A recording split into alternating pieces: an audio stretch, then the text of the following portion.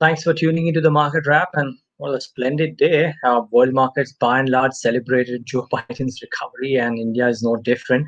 Mind you, as we speak, I think, and we'll enumerate it towards the end of the wrap, but you are doing well. So, essentially, a good day of trade, and the cues don't look too bad for the very near term, but solid. Let's get the Nifty up on the screen, and we'll show you what the index did per se. 1.5%, essentially 1.6% actually. What's the better part of the trade was about a percent and a quarter, and then inched up further. Some remarkable moves there for a bunch of stocks. Banks, of course, stood at the forefront, but you had the likes of Divis, which did really well, and I think Nickey will speak about that in detail. Airtel came out of the blue, really up 5%. Hindalco ahead of the numbers, another 3% higher. Tata Steel up 2%. For metals had a really good day.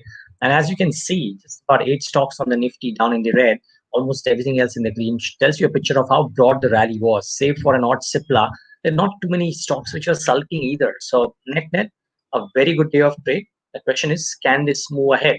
I think time will tell. But let's talk about the individual movers and shakers and Nickey Johnson. And Nickey, what was the large cap stock that stood out that everybody should watch out for?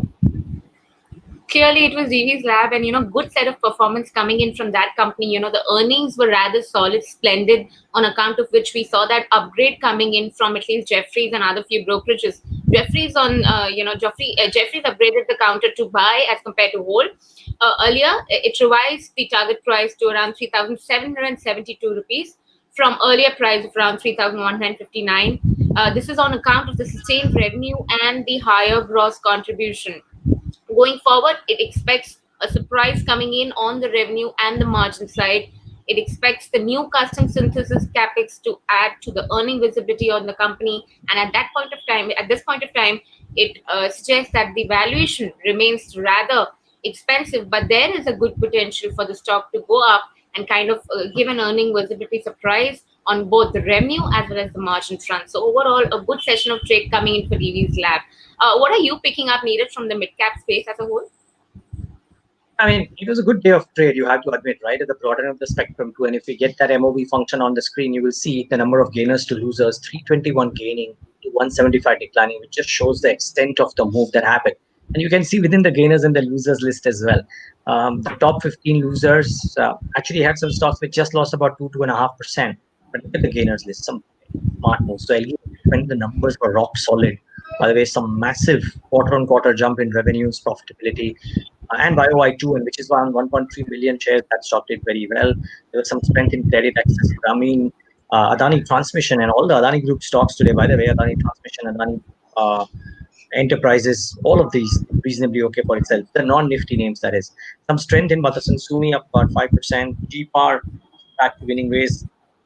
A difficult one to track. On the losing side, though, I think Amber and Dixon came under a bit of stick. Glenmark was the big sore spot.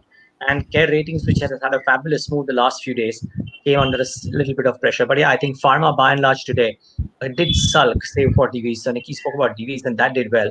But look at all the others, Strides, Ipca, Cipla, Glenmark, a lot of pressure there. Nickey, what are the ones that stood out, and what are the reasons why some of these moved? Yeah, I'm picking up Credit Access Grameen because that counter, of course, did well after the earnings came out, and it's been performing steady quarter after quarter. We've been seeing a 25% loan growth and 18% ROE on a steady state basis. Apart from that, it's the most transparent MFI. We're talking about probably the best in class. Investec at this point of time has maintained a buy rating and revised the target price to 850 from 700 earlier. It suggested that the COVID stress is well provided and the guidance has been retained, which is a great positive coming in on that counter. On account of which you've seen that solid performance coming in from this.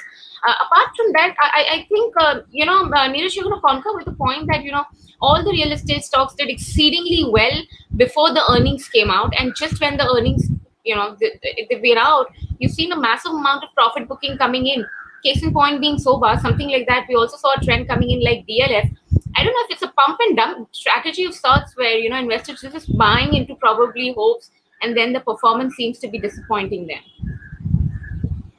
I mean, yes, maybe the expectations were built up a bit too high. These are quality names, Soba, Godrej Properties, etc. So short-term phenomena could happen, but from whatever little we've heard from almost all companies and brokers as well, rather the real estate consultants like Anarok, real estate sales are certainly picking up, and that should probably only augur well for some of these mid-sized, or maybe the larger ones in the space.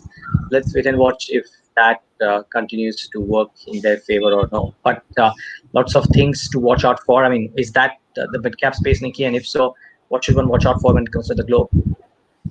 Yeah, I mean, tomorrow Hindalco will be reporting numbers. So clearly, before that, we've seen Hindalco stock doing exceedingly well in trade. But on the global front, as you just mentioned, the whole equity markets across the globe are celebrating at this point of time. The former Vice President Joe Biden's victory out there, it's ending the days of uncertainty at this point of time. It's the first opportunity to which the markets are probably reacting.